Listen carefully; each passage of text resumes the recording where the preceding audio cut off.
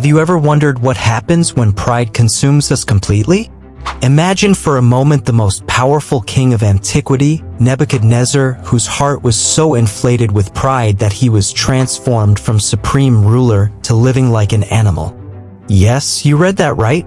One day, at the height of his power, and the next, crawling on all fours, eating grass like an ox under the open sky. How could a king, adored by his people, end up this way? Stay with us to unravel this fascinating story of power, pride, and a transformation so extraordinary that it defies all human logic. Get ready to explore one of the most amazing twists in biblical history, where hubris leads to a spectacular downfall and an unforgettable lesson in the true essence of power. Let's see. At the dawn of his reign, Nebuchadnezzar too emerged as a towering force in the ancient Near East. Son of Nabopolassar, founder of the Neo-Babylonian Empire, Nebuchadnezzar ascended the throne with the vision of expanding and consolidating his father's conquests. This chapter of history, marked by ambition and imperial power, finds a profound echo in biblical texts, particularly in the book of 2 Kings, 2 Chronicles, and the prophetic book of Daniel, which narrates the conquest of Jerusalem and the beginning of the Babylonian captivity.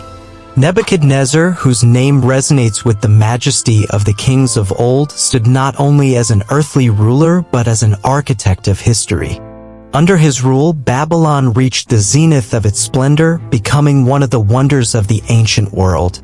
The Bible mentions him for the first time in 2 Kings 24 verse 1, presenting him as the instrument of divine wrath on the kingdom of Judah because of its continuous transgressions and disobedience to God's commands. The year 597 BC marked a turning point in Jewish history. Nebuchadnezzar, in his campaign to expand his empire, laid siege to Jerusalem, God's chosen city. The biblical narrative in 2 Kings 24 verses 10 to 14 details this siege with grim accuracy, describing how the king of Babylon captured Jehoiakim, king of Judah, along with the treasures of the house of the Lord and those taken captive to Babylon. Among the exiles were the nobles, warriors, and craftsmen, leaving Jerusalem stripped of its glory and its people in desolation. Daniel 1 verse 1-2 adds another layer to this account, mentioning how some of the vessels of the house of God were taken to the temple of their God in Babylon, symbolizing not only a political and military victory, but also an apparent defeat of God, of Israel before the Babylonian gods. Among the captives were Daniel and his friends, destined to serve in the Babylonian court, marking the beginning of one of the most fascinating stories of faith and divine providence. This episode, though tragic, is interwoven with the threads of divine sovereignty and discipline. They often point out how the conquest of Jerusalem was permitted by God as a correction to his disobedient people, fulfilling the prophetic warnings given by Jeremiah and other prophets. Jeremiah 25 verse 8-11. The deportation to Babylon served as a crucible for Israel's faith, a period of purification and reorientation toward its divine identity and vocation. The figure of Nebuchadnezzar, on the other hand, emerges as a complex weave of greatness and tragedy, power and vulnerability. Through his story, the Bible illustrates how even the mightiest among men are subject to God's sovereignty, and how pride and self-sufficiency can lead to the most humiliating downfall. In the conquest of Jerusalem and the Babylonian exile, we find a powerful lesson about the consequences of turning away from God and God's unwavering faithfulness to his covenant, even in the midst of judgment. This narrative invites us to reflect on our own faithfulness to God and to recognize his sovereign hand in human history, guiding us toward his ultimate purpose of redemption and restoration. In the heart of the night, in the silent corridors of the majestic palace of Babylon, King Nebuchadnezzar was immersed in a deep sleep. This was no ordinary dream, one of those that fade with the first rays of dawn. It was a dream that disturbed the spirit, loaded with images and symbolism that transcended human comprehension.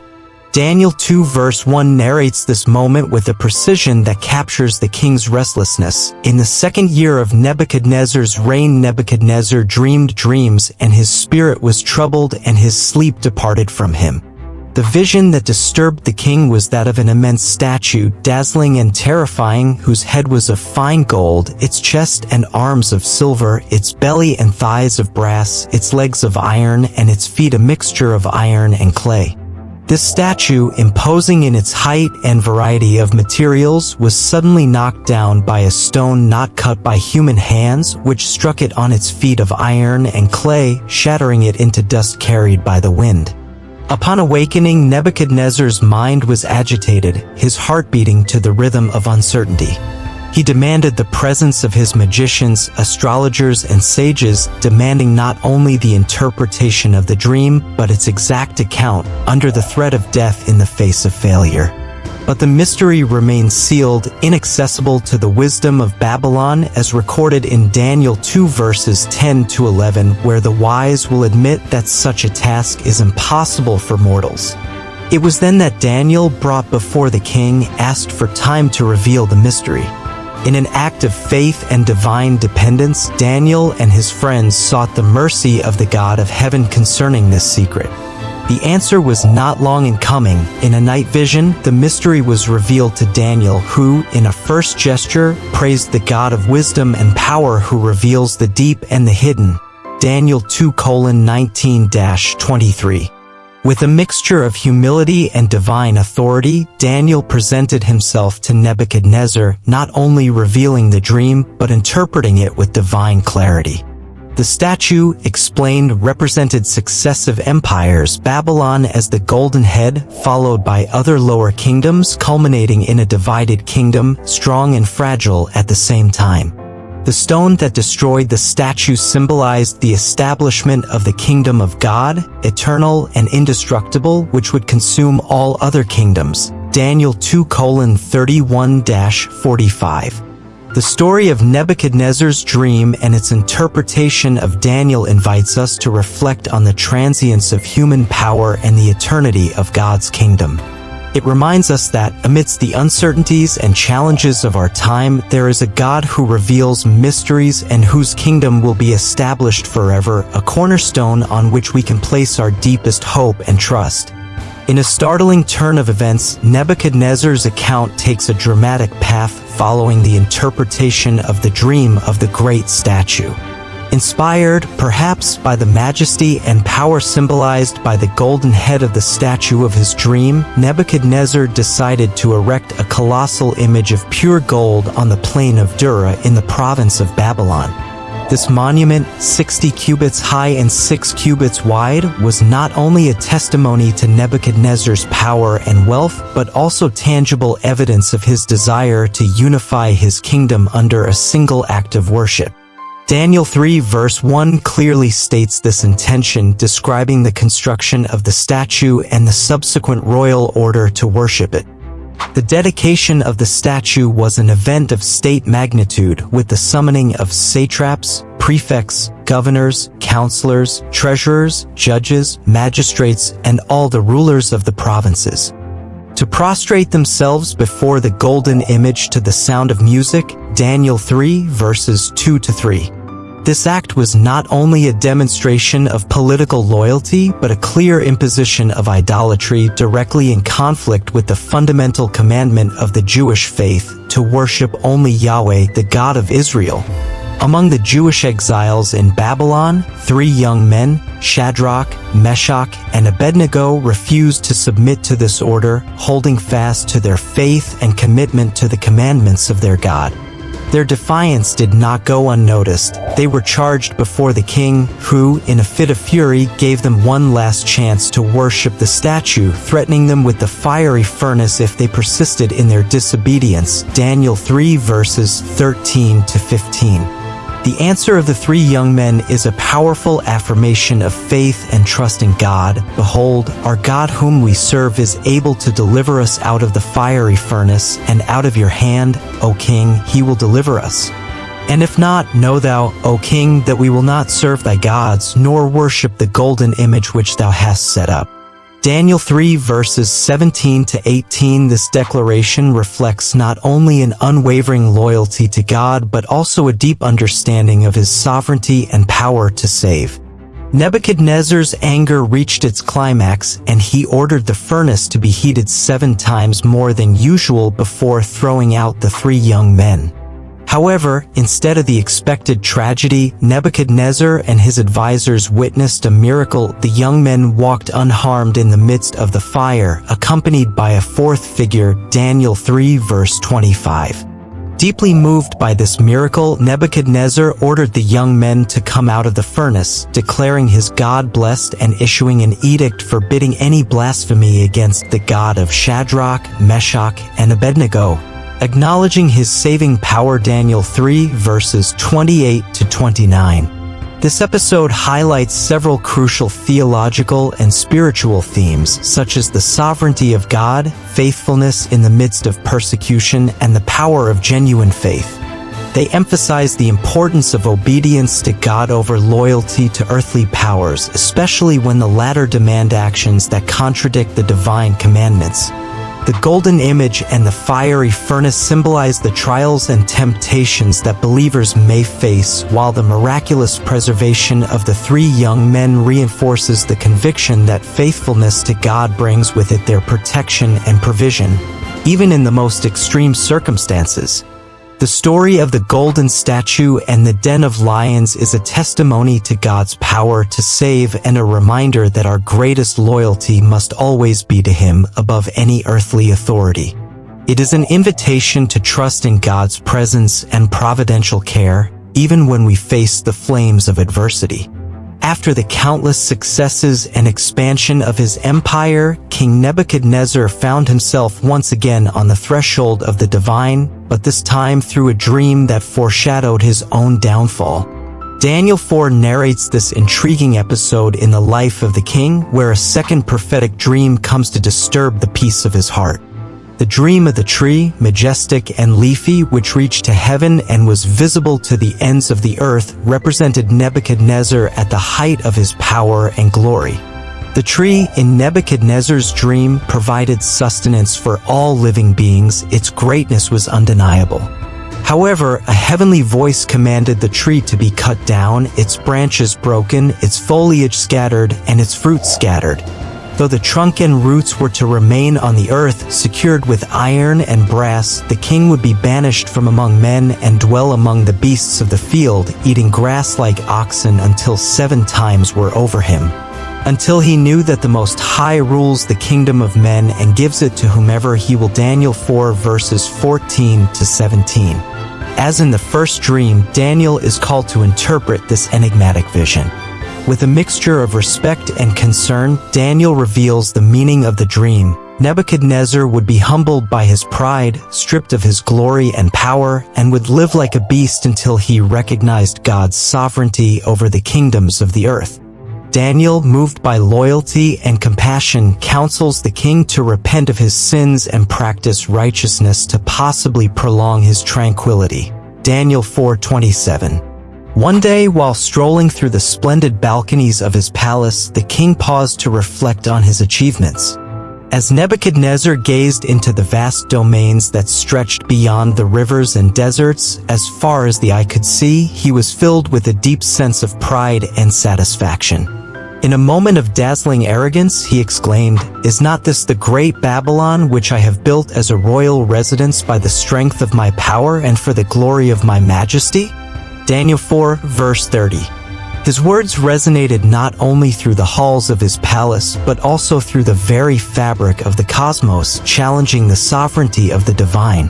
The response to this declaration of pride was not long in coming. At that very moment, a heavenly voice thundered from heaven, announcing a divine judgment upon Nebuchadnezzar. The voice declared that sovereignty would be taken from him, that he would be expelled from among men, and that he would live with the beasts of the field, eating grass like oxen. This judgment was carried out immediately, and the king was subjected to unprecedented humiliation. Her mind was altered, and her heart, once full of human pride, now beat with the simplicity of a beast. Daniel 4, verse 33 to 34. The narrative of Nebuchadnezzar's humiliation and restoration is rich in symbolism and teachings. It is often cited as a powerful illustration of God's redeeming grace and his ability to use even the most desperate situations to bring hearts to him. This episode emphasizes the idea that no power on earth can equal or challenge God's supreme authority. History serves as a warning against pride and self-sufficiency, reminding us that every achievement and position of power is bestowed by God and must be used for his glory. Nebuchadnezzar's restoration shows not only God's mercy but also God's desire for all to recognize his sovereignty and live in obedience to his will.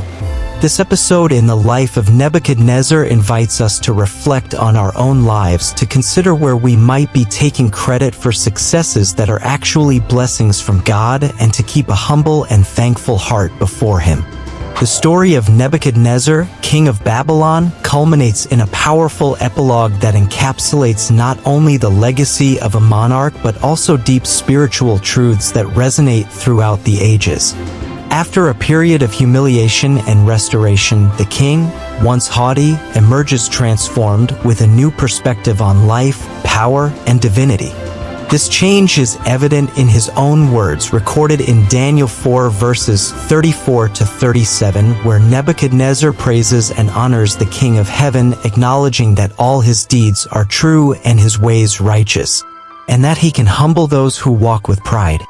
Nebuchadnezzar's testimony, embodied in a royal declaration, is an unprecedented recognition of divine sovereignty by a Gentile king. His proclamation not only marks a turning point in his personal life, but also serves as an eternal testimony to God's supremacy over the kingdoms of the earth. Nebuchadnezzar's experience vividly illustrates that God is able to reveal himself to any individual, regardless of position or power, and to guide him to a true understanding of his nature and dominion. The story of Nebuchadnezzar is a powerful illustration of God's sovereignty over human affairs. Despite his immense power, Nebuchadnezzar was not out of the reach of God's discipline. Their experience teaches us that pride can lead to downfall and that recognition of God's sovereignty is essential to true wisdom and power. This account is especially relevant today when success and power are often valued above humility and dependence on God. It reminds us that no human achievement is permanent and that recognition of God as the source of all authority is fundamental. Nebuchadnezzar's transformation, both physical and spiritual, is a reminder that God can use even the most challenging circumstances to bring us to a greater understanding of his character and purposes. Evaluate our own lives, our ambitions, and our hearts. Are we, like Nebuchadnezzar, building statues for our own glory? Are we acknowledging that everything we have and are comes from God? Nebuchadnezzar's transformation also serves as a warning against pride, a trait that, according to the Bible, precedes the fall. In Proverbs 16 verse 18, we are reminded, before destruction is haughtiness, and before a fall haughtiness of spirit. Pride not only leads to downfall in a metaphorical sense, but can also lead to disconnection from reality and those around us. The period in which Nebuchadnezzar lived as an animal reflects his spiritual disconnection from God and his need for recognition of divine sovereignty. This part of the story vividly illustrates that human power is ephemeral and that, without a foundation in God, one can lose oneself in the illusion of control and self-glorification. The king's restoration was not only an act of mercy but also a testimony to God's redemptive power. Nebuchadnezzar not only returned to his former position of power, but his spiritual outlook was renewed and transformed. This teaches us that no matter how far we have fallen or how lost we feel, redemption is always possible with God. In concluding this story, it is important to remember that the book of Daniel is a prophetic text that also points to a broader understanding of the history of salvation. Nebuchadnezzar's experience, therefore, can also be seen as an allegory of the fall and redemption of mankind. In modern life, where self-sufficiency is often the goal and dependence on God is seen as a weakness, the story of Nebuchadnezzar challenges us to reconsider our priorities and God's place in our lives. It reminds us that, in the end, true greatness lies in humility and in the recognition that we are creatures dependent on an all-powerful and loving Creator. Finally, the story of Nebuchadnezzar shows us that God's grace is sufficient to cover even the greatest sins and that His desire is to restore us to a right relationship with Him. The final lesson for us today is that, like the king of Babylon, we can lift our eyes to heaven, recognize our need for God, and be restored by His undeserved grace. God bless you.